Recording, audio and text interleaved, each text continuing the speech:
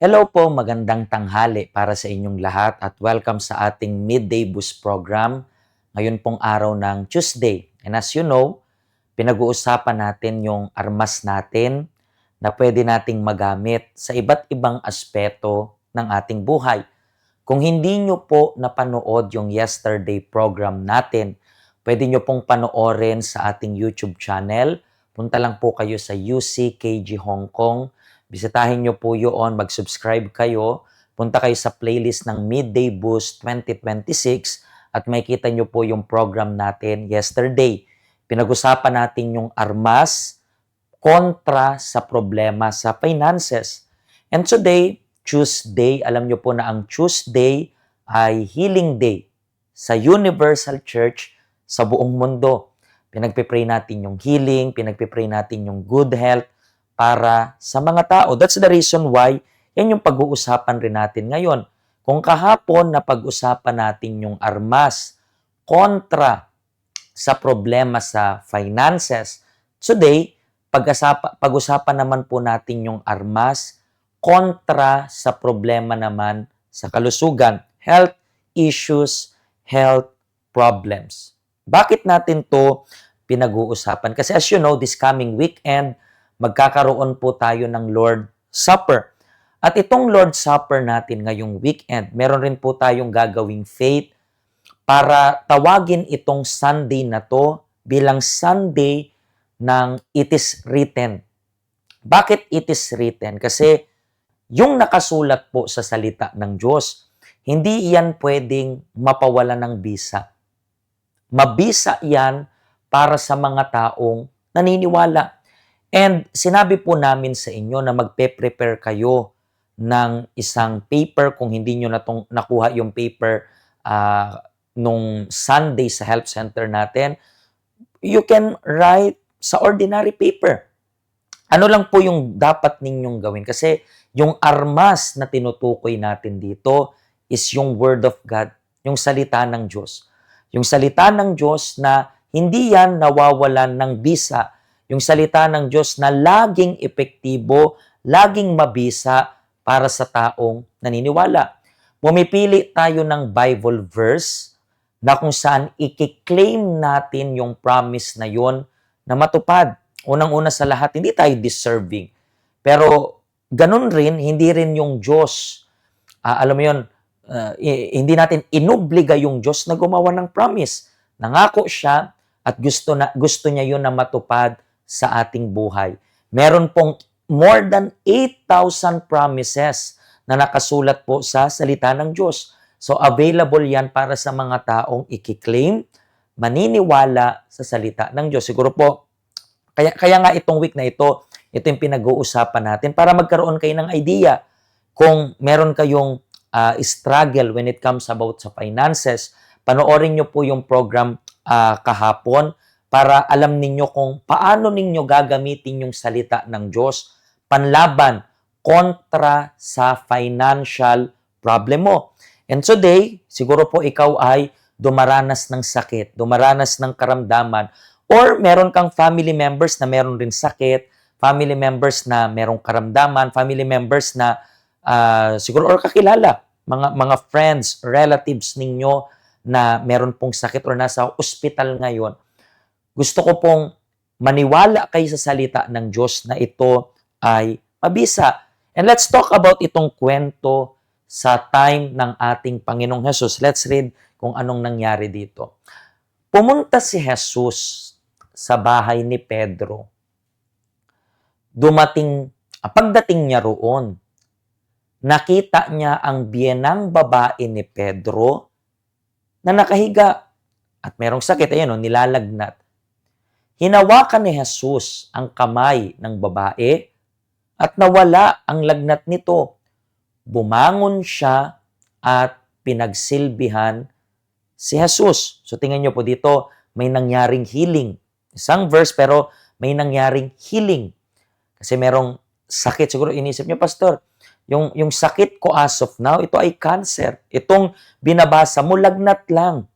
Hindi niyo pwedeng ilang lang yung lagnat before kasi hindi naman advance yung medicine before 2,000 years ago.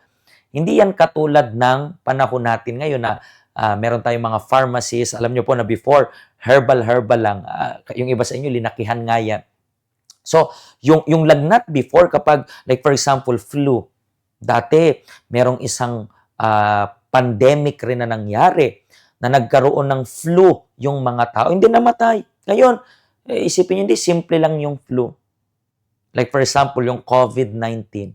Yung COVID-19 before, di ba, halos kapag mabalitaan mo na may ganyan ka, matatakot ka. Bakit? Kasi malala. Pero this time, may mga gamot, may mga bakuna na against COVID-19. Kasi nga, nag-a-advance yung medicine. So, wag nyong langlangin yung sakit. But maybe, really, tama ka naman sa point mo, paano kapag yung sakit mo or yung karamdaman mo is malala na? Anong maaari mong gawin? Okay, let's continue reading yung verse. Sabi dito, nang magtakip silim na, maraming sinasaniban ng masamang espiritu ang dinala ng mga tao kay Jesus.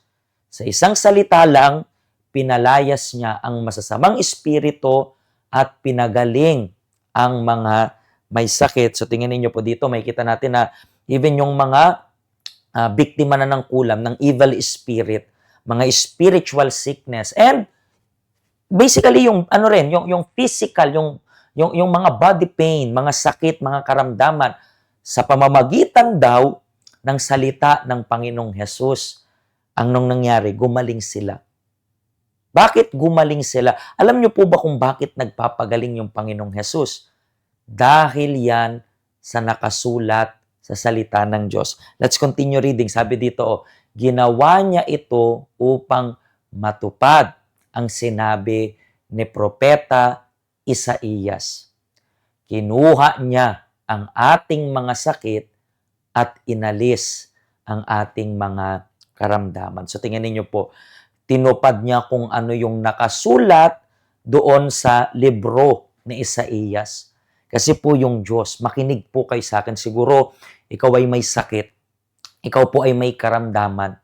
Then, sinabi ng doktor sa iyo, wala nang gamot para sa iyo.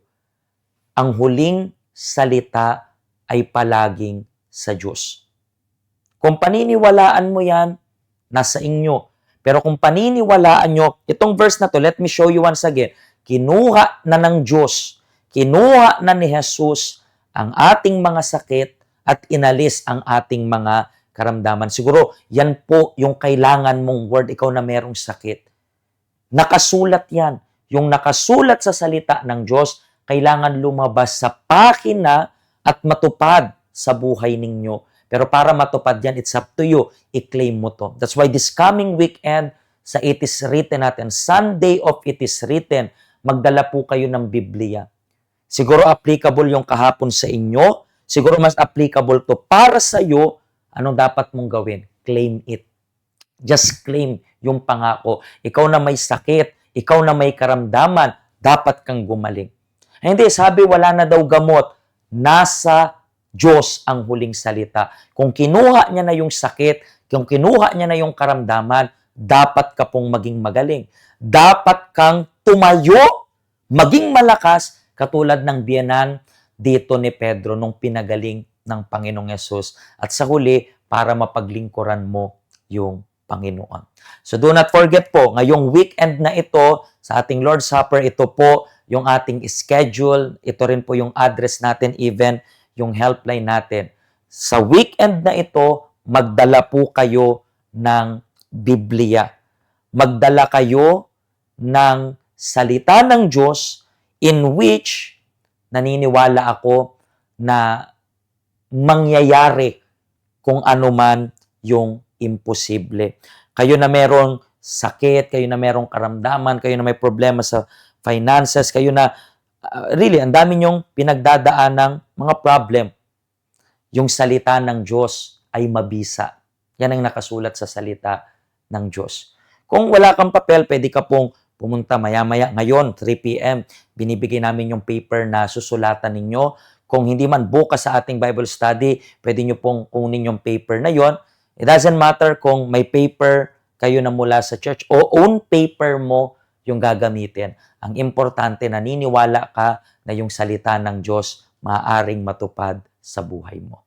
Okay? Magkita-kita po tayo bukas or magkita-kita po tayo ngayong weekend dito po sa Help Center natin. At kung natulungan ka po ng program na ito, do not forget to share yung link ng program na ito sa family, sa friends, or sa mga loved ones mo. Okay? God bless you po. See you tomorrow. At anong armas naman, saang aspeto ng buhay gagamitin naman yung armas na ito. So baybayan nyo po tomorrow. Abangan nyo, huwag nyo pong palampasin. God bless you.